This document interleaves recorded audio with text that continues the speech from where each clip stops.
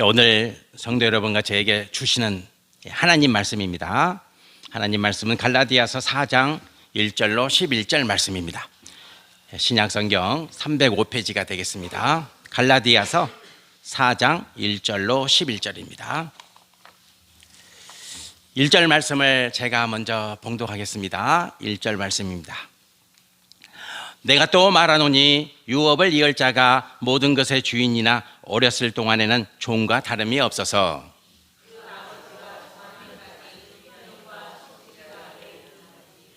이와 같이 우리도 어렸을 때에 이 세상의 초등학문 아래에 있어서 종노릇 하였더니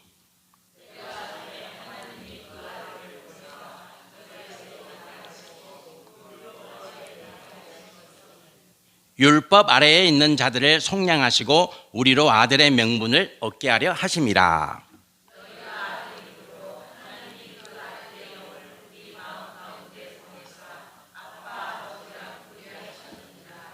그러므로 네가 이후로는 종이 아니요 아들이니 아들이면 하나님으로 말미암아 유업을 받을 자니라. 그때에는 하나님을 알지 못하여 본질상 하나님이 아닌 자들에게 종노릇 하였더니 이제는 너희가 하나님을 알 뿐 아니라 더욱이 하나님이 아신 바 되었거늘 어찌하여 다시 약하고 천박한 초등학문으로 돌아가서 다시 그들에게 종노릇 하려 하느냐. 너희가 날과 달과 절기와 해를 삼가 지키니 함께 봉독합니다. 내가 너희를 위하여 수고한 것이 헛될까 두려워하노라. 아멘. 설교에는 여러 종류가 있어요. 강해 설교 있고 주제 설교 있고 대지 설교 있고 그 다음에 애화 설교도 있고 많은 설교 종류가 있습니다. 그래서 이번 주부터는 각각 설교 양식을 가지고 한 주 한 주 성도 여러분들한테 소개하는 시간을 갖도록 하겠습니다. 오늘은 애화 설교입니다.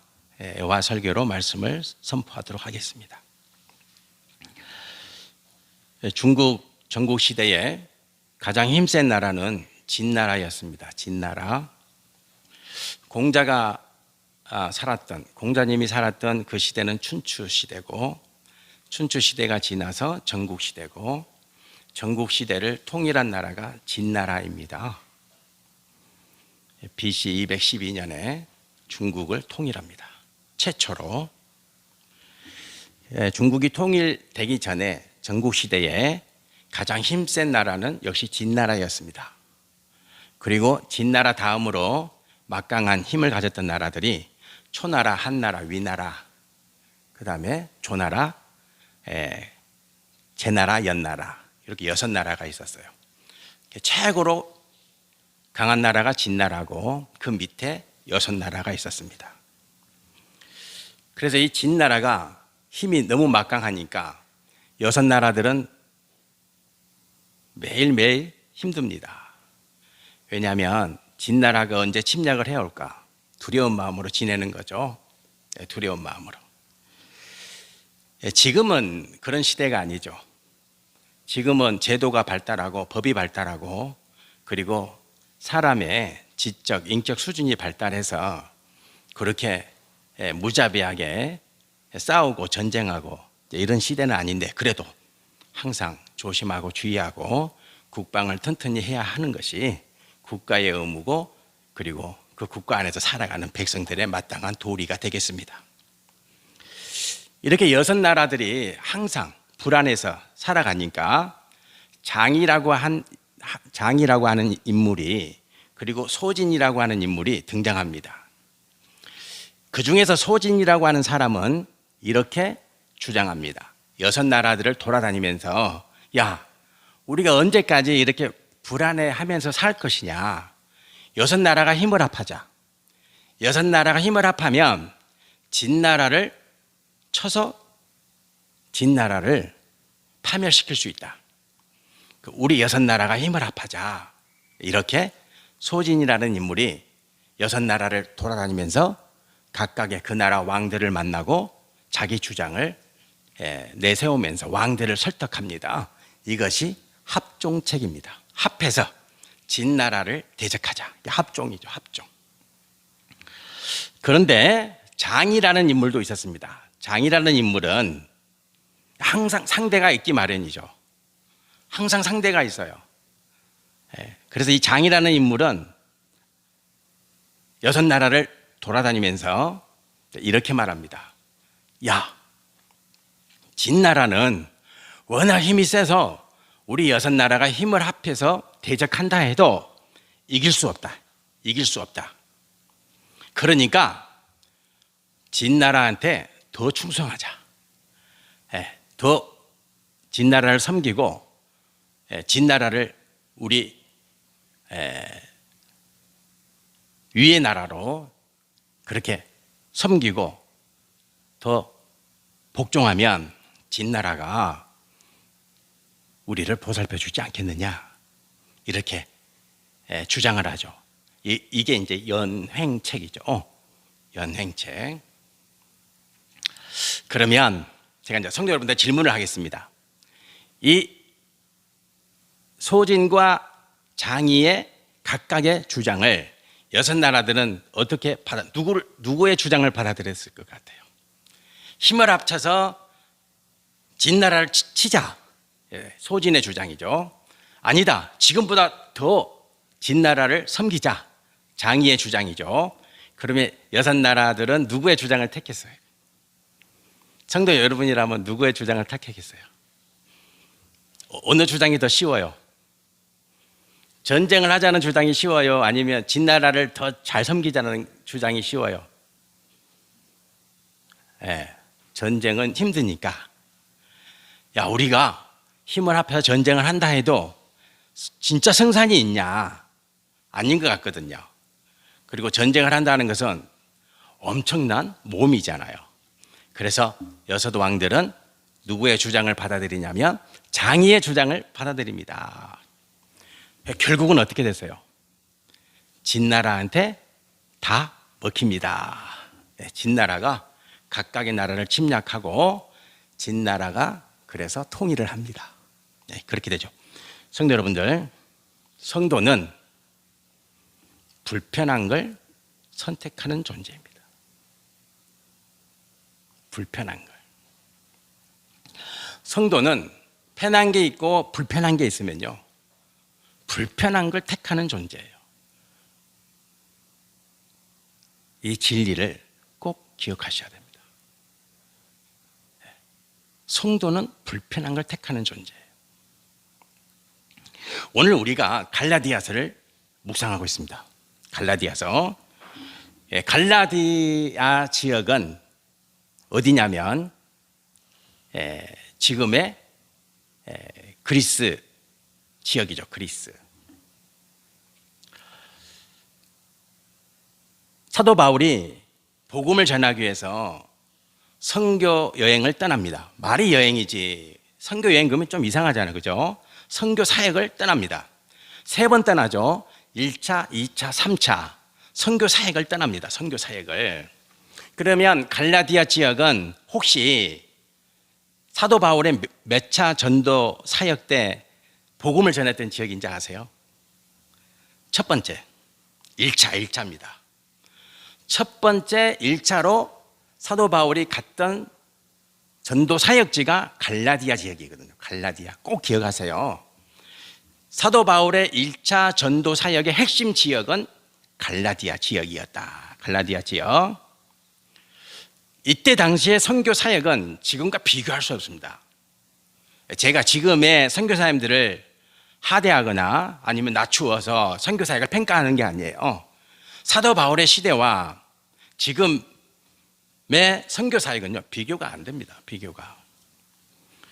왜냐하면 바울의 선교 사역은 이렇습니다. 제가 한번 읽어드릴게요. 한번 생각해 보세요. 고린도 후서의 11장에 이렇게 기록되어 있어요. 내가 수고를 넘치도록 하고 옥에 갇히기도 하고 더 많이 하고 매도 수없이 맞고 여러분 죽을 뻔하였으니, 목숨을 내놓고 하는 거죠. 여러 번 죽을 뻔했다. 유대인들에게 40에 하나 감한매를 5번 맞았고 39대 만든, 그것도 유대인들에게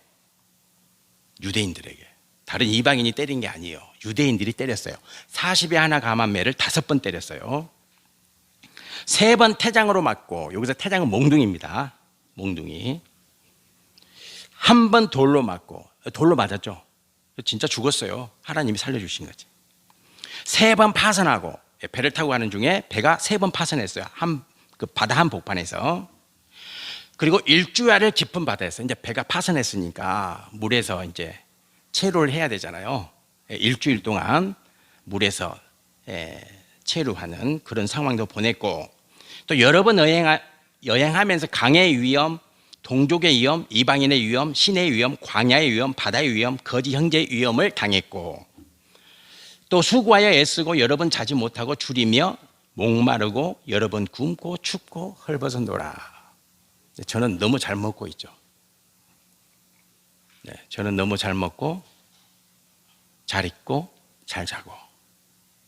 근데 사도 바울은 뭐 안 그랬어요. 이 외에 이런 고사하고 아직도 날마다 내 속에 눌리는 일이 있으니. 그러니까 이런 고난은 고사하고, 이런 고난은 고사하고, 사도 바울의 마음을 늘 주장했던 게 뭐냐면 모든 교회를 위하여 염려하는 것이라. 여기서 모든 교회라는 것은 바울이 개척한 교회입니다. 고린도 후서에 기록되어 있죠. 그러면 고린도 지역은 사도 바울의 몇 차 전도 여행 때 복음을 전한 지역입니까? 2차 때. 그래서 우리가 알 수 있죠. 고린도 지역의 전도는 2차 때 복음을 전하는 곳이니까 지금 제가 말씀드린 수없이 죽을 뻔했고 40에 하나 감한 매를 5번 맞고 3번 태장 맞고 그 돌로 맞아 죽을 뻔했고 이런 고난은 언제 당한 거예요? 1차 때. 이런 고난을 사도 바울이 언제 당했냐면 1차 전도 여행 때 당한 거예요. 그래서 2차 때 기록한 거예요. 그렇게 되겠죠? 그렇게 됩니다. 그러면 성도 여러분들, 1차 때 이런 고난을 제가 당했다면 저는 선교 안 합니다. 어떻게 해요? 40에 하나 감한 매를 5번 맞았는데, 돌로 맞아 죽었는데, 그리고 3번 파선하고 일주야를 바다 깊은 가운데 있었는데 어떻게 전도해요? 전도는 내 사역이 아닌갑다라고 내려놓았겠죠. 저는 당연히. 사도 바울은 1차, 2차, 3차까지 합니다. 계속했을 겁니다. 죽지 않았다면. 순교하지 않았다면 또 다른 지역으로 가겠죠. 사도 바울의 마지막 선교지는 어디였어요? 스페인 땅까지 가기를 원했거든요. 로마 바로 옆이 스페인이잖아요. 그래서 만일 내가 로마에서 안 죽고 순교하지 않고 만일에 살아있다면 사도 바울은 스페인까지 가기를 원했어요. 근데 로마에서 순교하잖아요. 토끼의 목이 잘려서 죽습니다. 토끼의 목이 잘려서. 성도 여러분들, 사도 바울이 2년 동안 1차 전도여행은 2년입니다. 그리고 2차 전도여행은 3년, 3차 전도여행은 5년 계속 늘리는 거예요. 그것도 신비해요.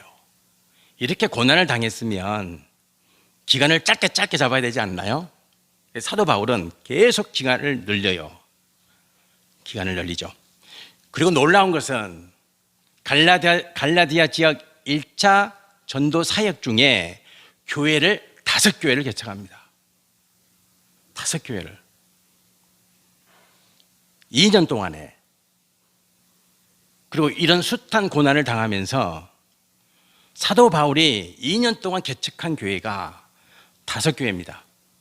안디옥 교회, 이고니온 교회, 비시디아 교회, 대박, 바보 5교회입니다. 5교회를 개척합니다. 2년 동안에. 그리고 밤낮 자지 않고 그들에게 복음을 가르칩니다. 놀랍지 않습니까? 이런 고난을 당했는데 이런 고난 당한 몸으로 2년 동안 5교회를 개척합니다. 저희 교회 비전이 개척교회입니다. 그리고 그 비전은 제가 이루기를 소망 중에 기도하고 있습니다. 내가 개척해서 나간다. 소망 중에 그렇게 기도하고 있는데 하나님이 어떻게 하실지 모르겠어요. 어떤 계획으로 인도하실지는 모르겠는데 제 소망의 기도입니다. 사도 바울은 2년 동안 그 고난 중에 교회를 5개 개척합니다. 그리고 열심히 가르쳤습니다. 목숨을 다해서, 생명을 다해서 가르쳤던 사도 바울입니다. 신앙은 쉬운 걸 택하는 게 아닙니다. 성도 여러분들, 그래서 작은 교회 오신 거예요. 작은 교회.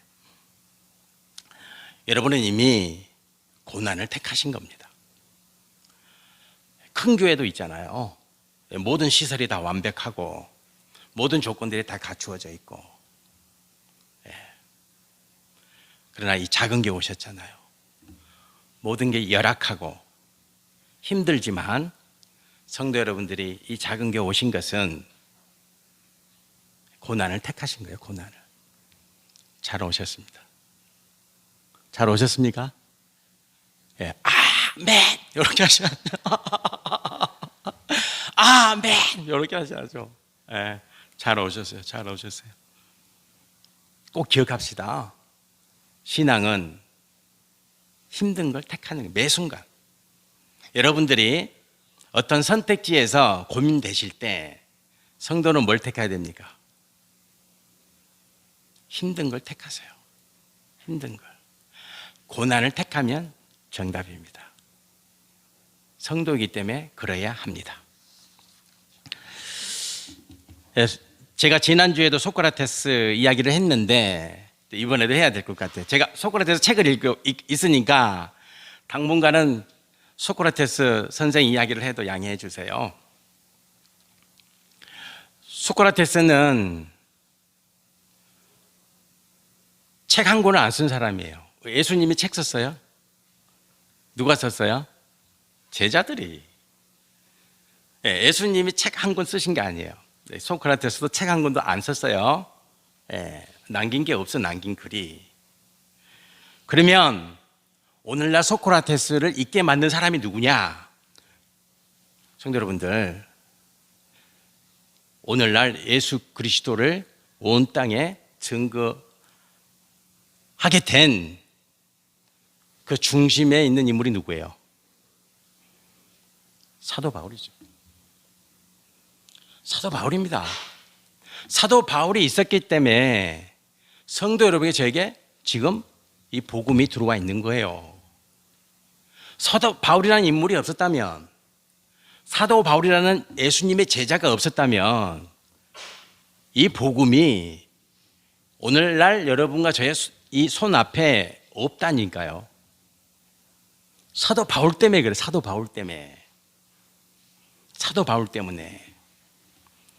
사도 바울 그 한 사람이 전했던 그 이방인의 복음 사역이 2000년 후에 여러분과 저희 앞에 이 성경책, 생명의 책이 와 있는 거예요. 사도 바울 한 사람 때문에. 성도 여러분들, 소크라테스도 그랬어요. 글 한 줄, 책 한 줄 남긴 게 없어요. 그런데 그에게 제자 한 명이 있었죠. 플라톤. 20세 청년 플라톤. 그 청년이 스승이 죽고 나서 스승의 모든 말과 스승의 모든 행적을 기록으로 남깁니다. 책으로. 그것이 소크라테스의 변명이고 크리톤이고 그리고 피아돈입니다. 그리고 그의 저서의 모든 내용에는 스승 이야기가, 소크라테스 이야기가 들어가 있죠. 그래서 세상 사람들은 지금도 소크라테스를 인류의 현자라고 인정해 주고 있어요. 플라톤 제자 한 사람 때문에. 10명도 아니고 100사람도 아니에요. 성도 여러분들, 예수님은 지금도 바울 같은 일꾼을 찾으십니다. 바울과 같은 일꾼. 여러분과 저가 그 일꾼 되기를 축복합니다. 네. 여러분이 자녀를 위해서 기도드릴 때도요,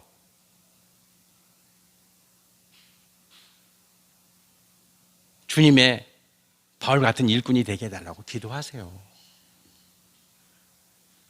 사자소왕이 있는데 우리 서희자매님 사자소왕 한번 스크린에 보여줄래요? 사자소왕 나왔나요? 네, 나와 있죠. 자, 같이 한번 읽어볼까요? 사자소왕. 입신 행도하고 세상에 나가서 도를 행하고 살고 양명후세하면 세상에서 이름을 드날리게 되면 이현 부모이니라. 이것으로 부모의 이름이 드러나게 될 것인데 효지 종야니라. 이것이 효의 마침이 되느니라. 아멘. 이거 아멘 그러면 좀 그렇지만 우리 자녀들이 우리 조상들은 그랬단 말이죠. 너가 이 다음에 이 세상에 나가서 이름을 날리게 되면 세상 사람들은 이렇게 말할 거다. 저 사람은 누구의 아들이냐? 저 사람은 누구의 딸이냐? 그래서 부모의 이름이 나게 되잖아요. 그것이 효의 마침이니라. 우리 수환이가 그런 복 누리기를 축복합니다. 우리 유아실에 있는 어린 소자들이 그런 복 누리기를 축복합니다. 이 세상에 나가서 부모의 이름을 드러내는 것이 효의 마지막이다. 성도 여러분들, 여러분과 저의 삶의 인생의 가장 궁극적인 마침은 예수 그리스도 증거하는 겁니다. 주님 드러내는 거. 나를 통해서 야, 저 사람은 예수 믿는 사람이래. 그러면요, 여러분 인생 최고로 잘 산 겁니다. 저 사람 돈이 많대. 저 사람 권력이 대단해. 저 사람 뒷배가 든든해. 그게 아니라 저 사람 교회 다니고 저 사람 예수 믿는 사람이야. 그것이 여러분과 저의 신앙의 종점입니다. 그런 복 누립시다.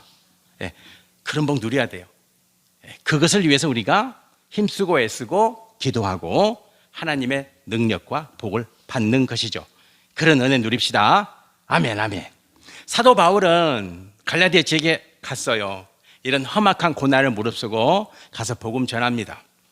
2년 동안 정말로 목숨을 다해서 복음을 전했어요. 그들에게 구원을 전하고 영생을 전하고 부활을 전하고 예배를 전하고 기도를 다 가르쳐야 되니까 처음부터 다 가르쳐야 돼요. 구원이 뭐냐, 영생이 뭐냐, 부활이 뭐냐, 예배가 뭐냐, 기도가 뭐냐 다 가르쳐야 돼요. 여러분들은 성도 여러분들 이미 다 교육을 받으셨죠. 구원, 영생, 부활, 예배, 기도, 이 모든 것에 관한 지식이 다 있으시죠. 여러분들은 그건 어마어마한 지식입니다. 그거 놀라운 지식이죠. 그래서 사도 바울이 정말로 열심히 가르쳤어요. 이른 아침부터 밤늦은 시간까지 사도 바울이 막 가르치다가 졸음이 와가지고 듣고 있는 사람이 2층에서 굴러 떨어지고 막 죽었는데도 바울이 기도하니까 다시 살아나고 이런 상황들이 전개되잖아요. 말씀을 정말로 열심히 가르쳤어요. 목숨을 다해서 가르쳤어요. 그런데 어떻게 됩니까? 이제 너희가 하나님을 알 뿐 아니라 더욱이 하나님이 아신 바 되었거늘 어찌하여 다시 약하고 천박한 초등학문으로 돌아가서 다시 그들에게 종노릇 하고 있느냐. 그냥 떠나요. 그냥. 사도 바울이 2년 동안 그렇게 열심히 복음을 전했는데 사도 바울이 다시 돌아오잖아요. 2차 전도 여행을 계획하기 위해서 다시 이스라엘 땅으로 돌아올 때에 들리는 소문이 그들의 믿음이 더 창대해지고 교회가 부흥하고 성장하고 믿는 성도들이 날로 더해가고 이러면 좋을 텐데 다시 초등학문으로 다 돌아가는 거예요. 2년 동안 그렇게 열심히 가르쳤는데 성도 여러분들, 우리 믿음을 점검해야 됩니다. 우리 믿음을 내 신앙의 자리 점검해야 됩니다. 목사가 대신 점검해 줄 수 없어요. 제가 점검하면 여러분이 기분 나빠해요. 여러분 스스로가 점검하셔야 돼요. 내 신앙의 자리는 어떠한가? 내 믿음의 자리를 보셔야 됩니다. 내가 뜨겁게 예배 드리고 있는가? 뜨겁게. 예배는 저에게 드리는 게 아니에요. 저를 보면 안 돼요. 하나님께 드리는 거예요. 여러분과 하나님과 1대1 관계예요. 기도, 여러분과 하나님과 1대1 관계예요. 저는 아무 상관없어요. 그리고 헌신, 마찬가지죠. 성도 여러분과 하나님과 1대1 관계죠. 점검해야 돼요. 내가 기도하고 있나? 내가 뜨겁게 예배 드리고 있나? 내가 하나님 말씀 묵상하고 있나? 점검하셔야 됩니다. 철저히 점검하셔야 됩니다. 성도의 신앙은 앞으로 나아가는 겁니다. 후퇴하는 게 아니에요. 뒤로 물러서는 게 아니에요. 여러분 인생 마치는 그날까지 전진해야 되는 거예요. 네. 그런 삶 살아내시기를 축복합니다. 저는 그런 분 딱 한 분 봤어요. 지금까지 목회하면서. 인생 마지막 날까지 제 눈에는 그렇게 보였어요. 그렇게 뜨겁게 하나님 은혜 사모하고 늘 하나님 곁에 머무고자 했던 분 딱 한 분 봤어요. 우리 교회에서 봤어요. 우리 김영순 권사님. 제가 얼마 전에 꿈속에서 뵀거든요. 성도 여러분과 제가 믿음의 자리를 점검하셔야 돼요. 믿음의 자리를 늘 점검하셔야 됩니다. 나의 신앙은 어떠한가? 내 믿음은 어떠한가? 그런 성도님들 되시기를 축복합니다. 신앙은 후퇴가 없다. 오직 전진뿐이다. 기억하시길 바랍니다. 말씀을 마무리하겠습니다. 말씀을 천자문에 보면은 이런 글이 있어요. 천자문 한번 딱 보여주네. 139번째 글입니다. 천자문은 4글자씩 되어 있어요. 그래서 저렇게 4글자가 250개 기록되어 있어요. 그러니까 한 글자 한 글자로 하면 천자. 저렇게 4글자가 짝을 맞춰서 있어요. 자, 한번 읽어볼까요, 우리? 열감무정. 열은 기쁘다. 감은 느낀다. 무는 굳세다. 정은 크다. 해석 한번 하세요. 해석. 저 뭔 말이에요? 기쁘다, 느끼다, 굳세다, 크다. 해석이 안 돼요. 천자문이 무지 어려운 글입니다. 이거 무지 어려운 글이에요. 천자문은 제가 볼 때는 노자 대학, 그 다음에 논어 다 떼고 나서 저 천자문 배워야 될 글인 것 같아요. 저거는요, 저 글은 역사적인 사실을 알아야 해석할 수 있어요. 저기서 열은 저기서 저 열자는 무열이라고 하는 사람의 이름이에요. 무열, 그래서 열 그렇게 하는 거예요. 그 다음에 무정은 사람 이름이에요. 그러니까 열은 무정에게 크게 감동했다, 그런 뜻이에요. 열은 사람 이름입니다. 부열이라고 하는 사람 이름이에요. 그러니까 이 부열은 무정에게 크게 감동했다, 이런 의미가 됩니다. 그러면 이제 우리는 부열이라는 사람이 누구고 무정이라는 사람이 누군가를 알아야 되잖아요. 그래야 저 글자가 해석이 되는 거예요. 어렵죠? 천자문이 어려워요. 천자문이. 무정은, 저 글자에서 무정이라는 그 이름은 은나라 왕의 이름입니다. 은나라 왕 무정이 어느 날 꿈을 꿨어요. 꿈에서 아버지가 나타난, 아버지가 꿈을 꿨는데 아버지가 나타났습니다. 아버지가 나타나가지고, 야, 너희 나라에 귀한 인물이 있다. 귀한 인물이 있다. 그 인물의 이름이 열이다. 근데 그는 성벽쌓기의 달인이다. 요즘 말로 달인이다 그러잖아요. 너가 지금 성벽을 쌓고 있는데 그곳에 가면 저 인물이 있을 텐데 부열이란 저 인물을 재상으로 써라, 재상으로. 그러면 은나라가 크게 흥할 것이니라. 이렇게 꿈을 꿨어요. 꿈을 꾸고 이제 일어나서 정말 가봅니다. 성벽 쌓고 있는 그 현장에 무정이라고 하는 이 왕이 갑니다. 가서 봤더니 단번에 저 사람이구나. 바로 알아요. 바로. 이름을 들어서 아는 것도 물어봐서 아는 것도 아니고 가서 보니까 저 사람이야. 성도는 그런 존재입니다. 성도 여러분들. 딱 보면 말할 필요도 없어. 저 사람은 성도야. 그게 성도가 되어야 됩니다.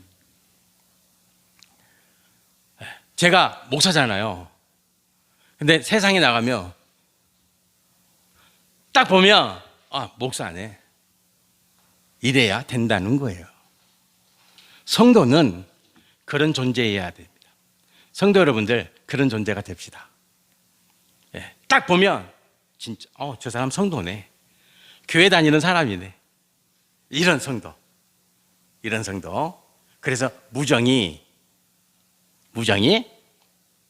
이 부엘이라는 사람을 불러서 이렇게 말합니다. 뭐라고 말하냐면 한번 들어보세요.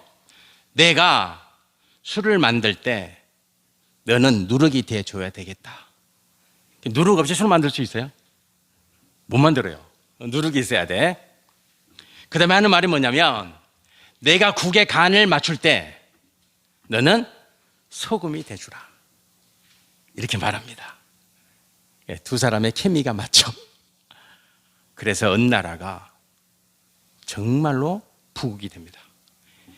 이 부엘이라는 사람을 만나서, 부엘은 무정이라고 하는 왕을 만나서, 서로 만나서 은나라가 최고로 잘 사는 나라가 되는 거예요. 성도 여러분들, 우리 창성교회가 성도 여러분들 만났어요. 여러분이 창성교회를 만난 동시에 또 교회가 여러분을 만난 거예요. 저는 우리 창성교회가 부흥할 줄 믿습니다.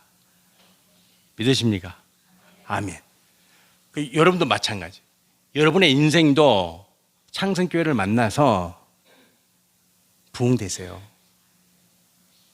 부흥되세요. 그래야 되잖아요. 그런 은혜가 여러분과 저에게 임할 줄 믿습니다. 아멘. 기도드리겠습니다. 할렐루야. 하나님 아버지, 주님이 이렇게 말씀하셨습니다. 내가 하나님의 나라를 무엇으로 비교할까?